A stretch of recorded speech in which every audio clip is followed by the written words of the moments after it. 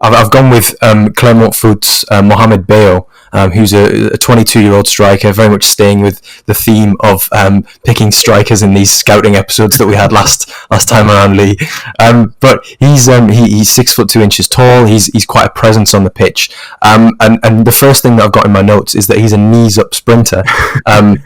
Because it seems as though whenever he goes through on goal, his knees are almost touching his chest, because he's just powering these legs to try and get onto the ball. He's got a huge cadence, a huge gait to get onto the ball. And sort of when he does latch onto it, unlike other players, typically more diminutive players, it's not as though he's cutting back onto a favoured foot and waiting for reinforcements. He's always sort of powering through. And I think it would be a mischaracterization to say that he is purely a player who is, someone who can play on the shoulder and go through on goal. That is true, he can play like that, but he also does have quite intelligent penalty box movement from what I've seen.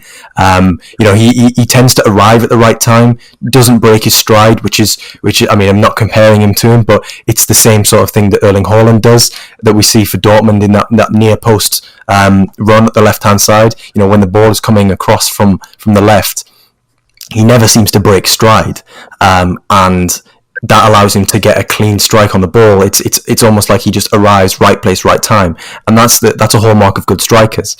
And it's very similar in terms of Bayo's striking. He tends to get on the end of cutbacks really well.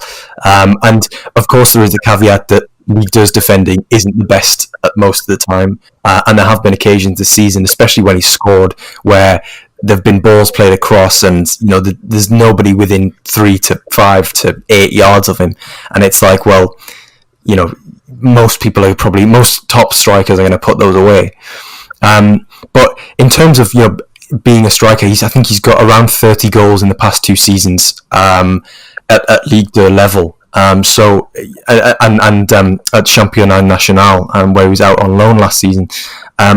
So there's scope to say that he's risen to the challenge in Ligue 2 this season with Clermont Foot.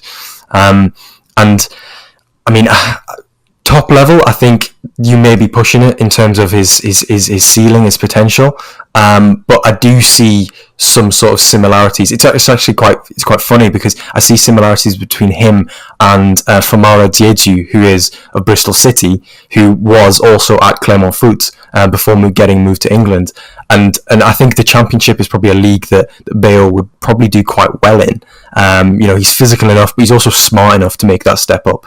And yeah, I wouldn't be surprised to see some interest from that sort of area, because he's a multifaceted striker, but has the physical tools to be able to mix it. Yeah, definitely. I think that when you sent me across your message with your player picks, I responded saying that I'm convinced that Bayo scores about 20% of his goals by accident. When you watch him play, there is an awful lot of times the ball comes across and he makes contact somehow, but you're not quite sure sometimes how he's made contact, and the ball ends up in the goal. But I think I first became aware of Bayo when he was playing on loan at Dunkirk in the lower tiers. I was doing some lower tier scouting using data, and Bayo's numbers just stood right out. So of course I went and had a look, and at first you're looking at him and you're going, I'm not convinced, because it looks ungainly. You're right, with the knees right up, and he goes through on goal, and he's so single-minded. But then after a period of time, when a player, even at that level and then at second tier level, when they start to show the level of output that he does in terms of, I mean, to be honest, his goal involvements are goals per 90. They're not really assists per 90. He's not a false nine. He's not a creator. He probably makes more opportunities for teammates because opposition defences are so scared of him that they cluster closer together towards him and then create space elsewhere. It's similar to the concept of gravity in basketball, when a really effective attacking player creates room by teammates just for being positioned in the penalty area. But when a player of this type starts to produce those kind of goal outputs, you have to pay attention, because one way or the other he's scoring goals, and at the end of the day, if he's scoring a goal, who cares if it goes in off his shin, off his knee, or off a first time half volley that he's timed really well. I think you're absolutely right that people, and myself included originally, I looked at him and saw a powerful runner. someone who took advantage of space behind opposition defensive lines, and the defending at the third tier was even worse than the second tier, so quite often he was just wandering about in spaces between the centre backs and nobody was making a movement to get tight to him, so he was scoring a lot of goals.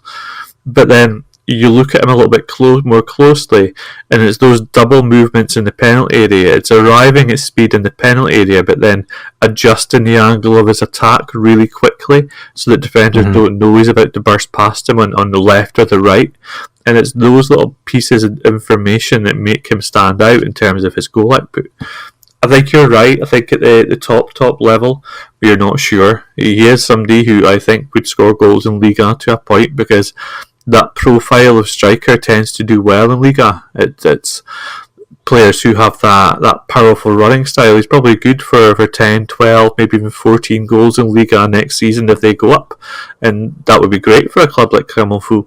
But you have to wonder exactly where his level will come, where he'll level off, and where he'll come up against defences that will start to play him a little bit smarter, if you like, and not give him the space to run behind.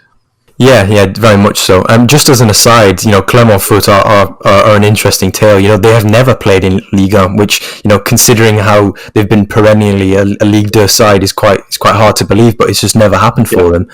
But yeah, this year they do appear to be on the cusp of sort of finally making it, and of course partial credit must go to Bayo's goals. Whether they've come off his shin from a skewed half volley or that sort of thing.